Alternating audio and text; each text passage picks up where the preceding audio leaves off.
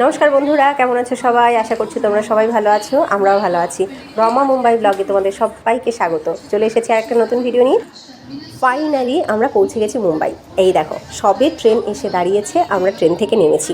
আমার কাছে তো বড় একটা লাগেজ ছিল, বড় একটা ট্রলি ছিল, সেটা নিয়ে কীভাবে নামবো আমি খুব ভয়ে ছিলাম। তো আমার বরকে বলা ছিল যে তুমি কিন্তু তাড়াতাড়ি করে চলে আসবে এবং ঠিক টাইমে এসে আমাদেরকে ট্রেন থেকে নামিয়ে নেবে। তো কি দেখলাম জানো, একদম রাইট টাইমে আমার বর যে গেটের সামনে আমরা দাঁড়িয়েছিলাম সেই গেটে জাম্প করে উঠলো এবং আমাদের ট্রলিটাকে নিয়ে নামালো। কারণ ওই ট্রলিটা বড্ড বড় এবং ভারী, ওটা আমি নামতে পারতাম না। তো যাই হোক, খুব ভালোভাবে আমরা ট্রেন থেকে নেমে গেছি। আর আমরা মা ছেলে, মানে বলতে পারো আমি একাই প্রথমবার ট্রেনে ট্রাভেল করলাম এতটা জার্নি, এতটা টাইমের জন্য। প্রচুর টেনশনে ছিলাম আমি, কিন্তু সব টেনশন কাটিয়ে খুব ভালোভাবে আমরা ট্রেন থেকে নেমে গেছি। তো কেমন ছিল কলকাতা থেকে মুম্বাই ট্রেন জার্নি, সেই সবটাই আজকে তোমাদের সাথে শেয়ার করব।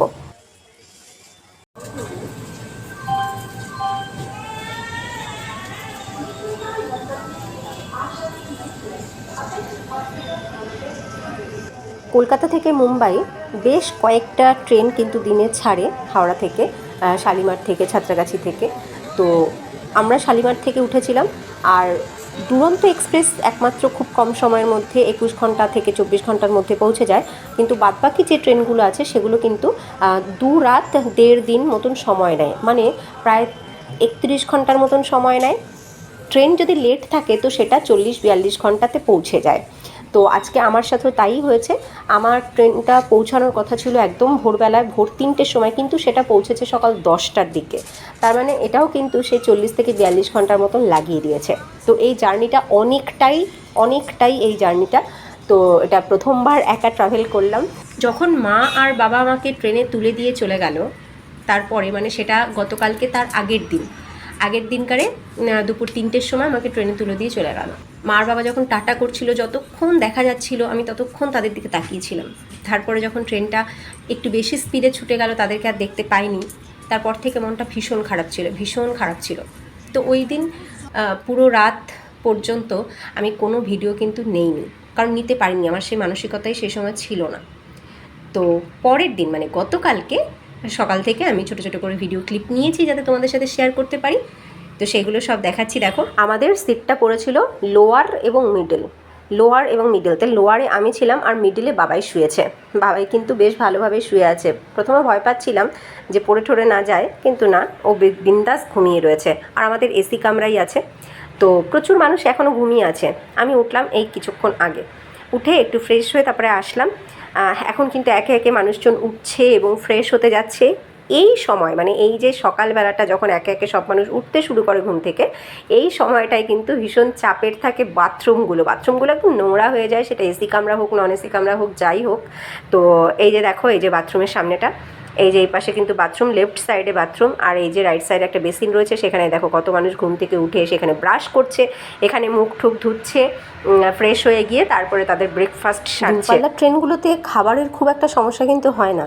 সকাল হতে না হতেই চা বহুবার আসছে, চা যারা চা খায় তাদের জন্য, প্লাস হচ্ছে ব্রেকফাস্ট চলে আসছে, স্যান্ডউইচ হতে পারে, সামোসা হতে পারে, এবং নানান রকমের ব্রেকফাস্ট কিন্তু চলে আসে। তবে হ্যাঁ, সেগুলো কিন্তু একটা টাইমের পরে আর আসে না, মানে এই চা ব্রেকফাস্ট এগুলো কিন্তু সকাল 10টার পর থেকে আর সেরকমভাবে উঠবে না। একদম ভোর থেকে 10টা পর্যন্ত এগুলো রান্নাগোনা চলতে থাকে, কারণ ব্রেকফাস্টের কোনো সমস্যা কিন্তু হয় না। আমি যেমন ঘর থেকে আনা ছাতু খাচ্ছি। এই দেখো, মা ইনস্ট্যান্ট গ্লাস চামচি সবই দিয়ে দিয়েছে, আমি ছাতুগুলো খেয়ে নিই। ছাতুগোলাটা আমি এমনিতেই খুব ভালো খাই। তো এই 1 গ্লাস খেয়েছি, তারপরে কিন্তু আবার আর 1 গ্লাস খেয়েছি। তো আর এই যে বাবাই উঠে ও ফ্রেশ হয়ে এসে মুখ ঠুক ধুয়ে এসে ও খেয়েছে কেক, রেডিমেড কেক কিনে এনেছিলাম। তো সেই কেকইও খেয়ে এই দেখো এখন বসে বসে চুইংগাম চাবাচ্ছে। ওই দেখো, ওই সামনের সিটেও কত মানুষ বসে কিন্তু খাবার দাবার খাচ্ছে। বললাম না, কখনো হয় কালকে।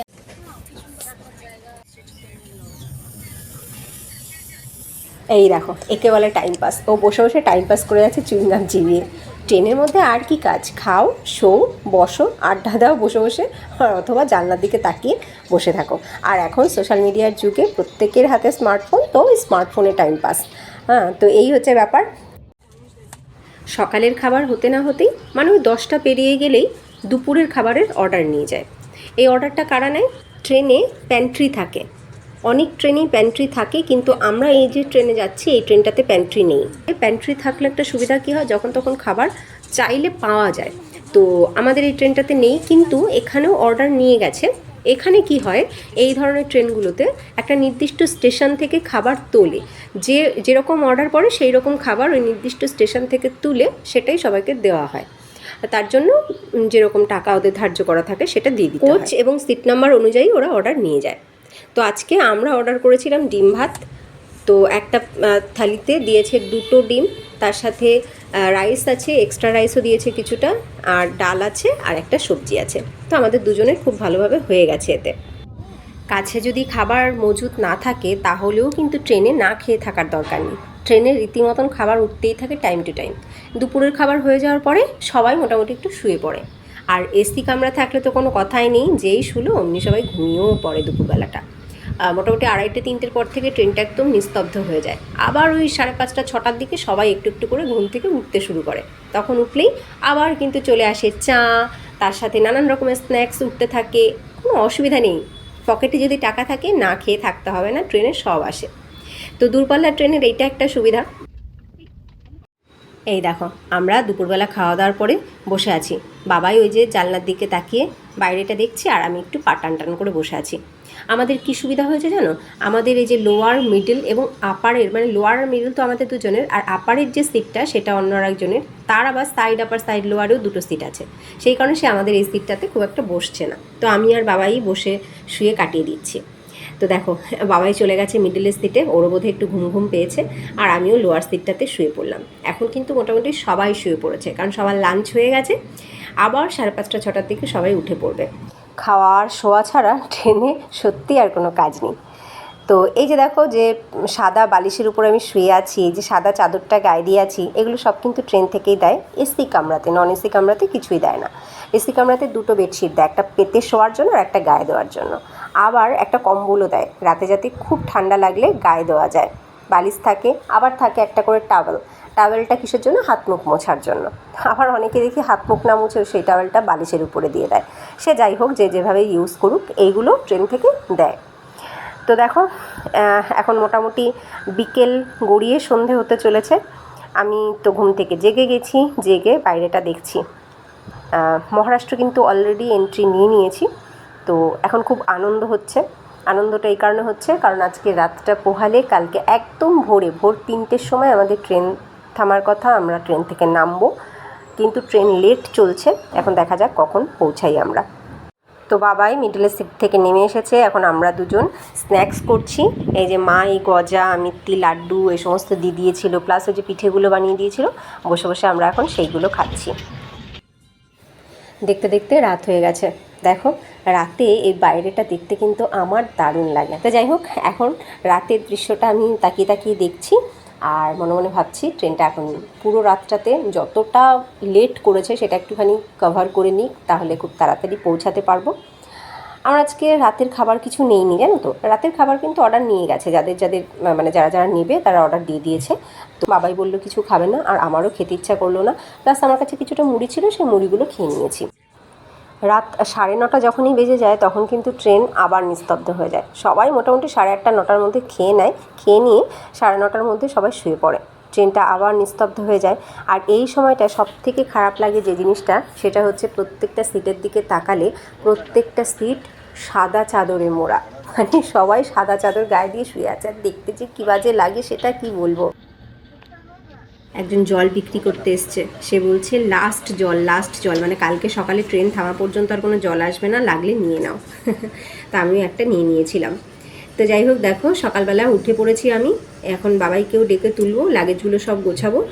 ট্রেন তো লেট চলছেই, তবে আমি চাইছি একটু আগে গেটের কাছে গিয়ে দাঁড়াতে, কারণ আমার বরকে তো উঠতে হবে। তো আমি যদি গেটের কাছে প্রথমেই থাকি তাহলেই সুবিধা হবে আমার ট্রলিটা নামাতে।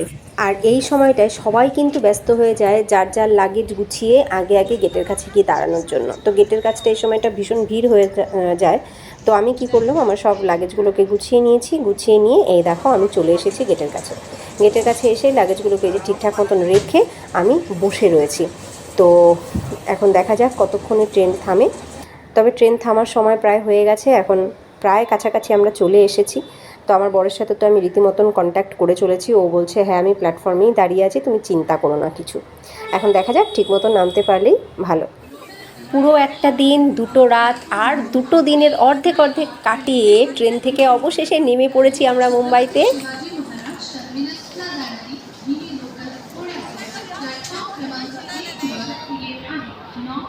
সামনে যাদেরকে দেখলে এরাই সবাই কিন্তু আমার সাথে ট্রেনে জার্নি করেছে, এই যে এরাই সবাই ছিল। এরা সবাই বাঙালি, তাই কোনো অসুবিধা হয়নি, এদের সাথে গল্প করতে করতেই চলে এসেছি।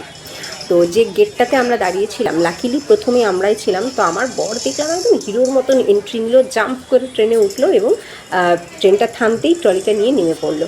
তাই কোনো অসুবিধা হয়নি, খুব ভালোভাবে আমরা ট্রেন থেকে নেমে গেছি। এই যে এবার এসে দাঁড়িয়েছি প্ল্যাটফর্মের বাইরে। এখন গাড়ি বুক করা হয়েছে, মানে ওলা বুক করা হয়েছে, চলে আসলেই চলে যাচ্ছি বাড়িতে। জীবনে প্রথমবার এতটা রাস্তা একা ট্রাভেল করব বলে খুব টেনশানে ছিলাম, আর এখন দেখলাম টেনশানের কিছুই নেই, সাবধানে থাকলে চলে আসা যায়, কোনো অসুবিধা নেই। তো যাই হোক, চলো ভিডিওটা আমি এখন এখানেই এন্ড। তোমাদের কেমন লাগলো ভিডিওটা, কেমন লাগলো কলকাতা থেকে মুম্বাই পর্যন্ত আমার সাথে জার্নি করো, অবশ্যই কিন্তু কমেন্টে জানিও। যদি ভিডিওটা ভালো লাগে লাইক করো, আর নতুন বন্ধুরা তোমাদের ভালো লাগলে লাইক করে সাবস্ক্রাইব করে আমাদের সাথে থেকো, আমাদের পরিবারের সদস্য হয়ে থেকো। আবার দেখা হবে নেক্সট ভিডিওতে, ততক্ষণ তোমরা সবাই ভালো থেকো, সুস্থ থেকো, টাটা।